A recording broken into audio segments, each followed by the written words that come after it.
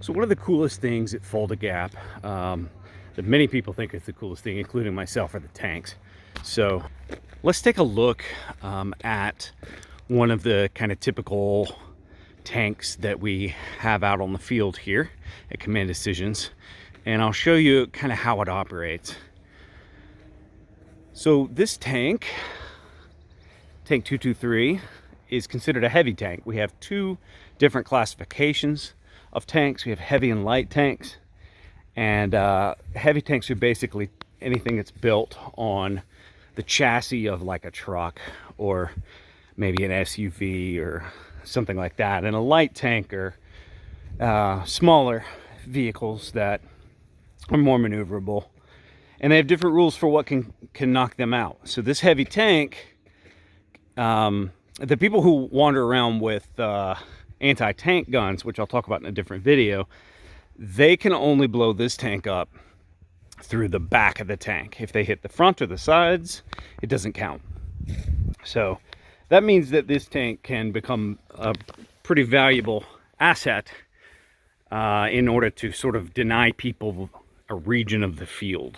And that's sort of how they're used, especially these heavy tanks. So let's take a step in here. There we go. All right. It's a little messy, but it's not too bad. As you can see, there are benches here, and this tank can carry some infantry with it. So the infantry have to go, and as soon as they get out, it's considered hot. So they're encouraged to get out somewhere fairly safe, because they can be shot as soon as they're out, and they have to get 20 feet away from the tank before they can actually begin engaging. So it's important to put your infantry somewhere safe. All right, the main turret, the big turret on top, we'll crawl in here. All right, so we've got a couple of different fighting positions here, one there and one there, right? The whole turret itself turns off of this big system here, which is run off of a winch and is controlled by this lever here. So this is a 360-degree turret. It can turn all the way around. And of course, the whole point of the turret, well, half the point of the turret, is the main cannon. This is the main cannon here that you can see from the outside. And it is run using a high-pressure air system. That main cannon fires the Nerf rockets, which are what we use to show that the tank has destroyed a bunker or another tank. But the main rockets are never fired at infantry. So how do we deal with infantry? Well, up here,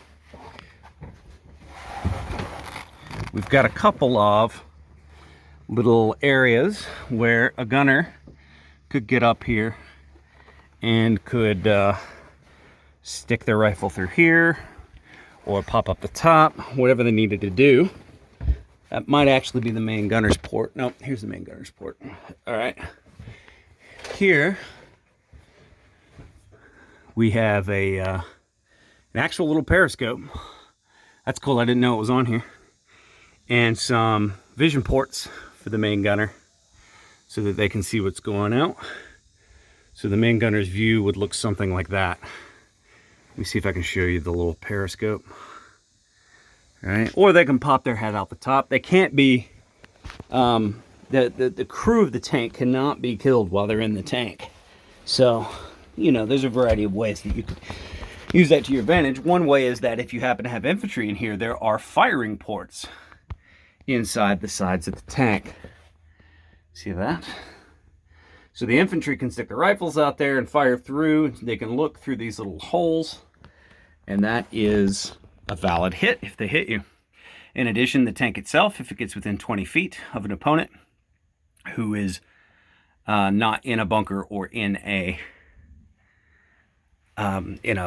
trench, let's say, that they're out. So that is the basics of how the tank works.